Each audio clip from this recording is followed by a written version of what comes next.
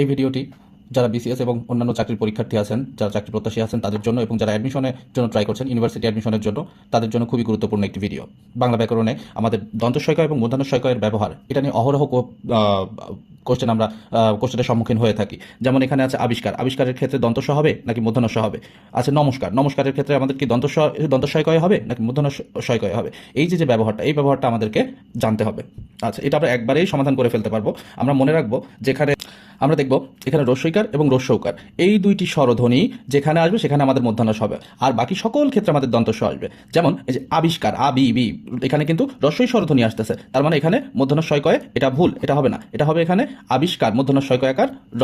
আচ্ছা, এবার আসতেছে পরিষ্কার, পরিষ্কারের ক্ষেত্রে পরি রস্যই স্বরধ্বনি আসতেছে, তাহলে আমরা এখানেও কি বলতে পারি, পরিষ্কারের ক্ষেত্রে এখানে মূর্ধন্য শয়কয় হবে, দন্ত শয়কয় হবে না। নমস্কার, নমস্কারের ক্ষেত্রে ন মো ও, এখানে কি রস্যই স্বরধ্বনি অথবা রস্যৌ স্বরধ্বনি একটাও আসতেছে, একটাও আসতেছে না, তার মানে আমরা এখানে কি বলতে পারি, এখানে দন্ত শয়কয় হবে, মূর্ধন্য শয়কয় হবে না।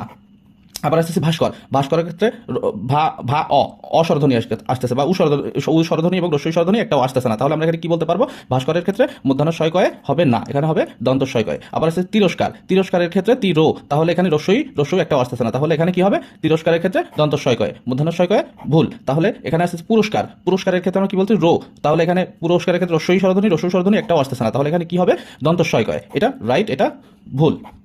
দুষ্কর, দুষ্করের ক্ষেত্রে আমরা কি বলবো, দু উ, তাহলে এখানে কি রসৌ আসতেছে, দু উ, রসৌ স্বরধ্বনি আসতেছে, তাহলে এখানে কি হবে, দুষ্করটা দন্তস্বয়কয় ভুল এবং মূর্ধন্য শয়কয় সঠিক।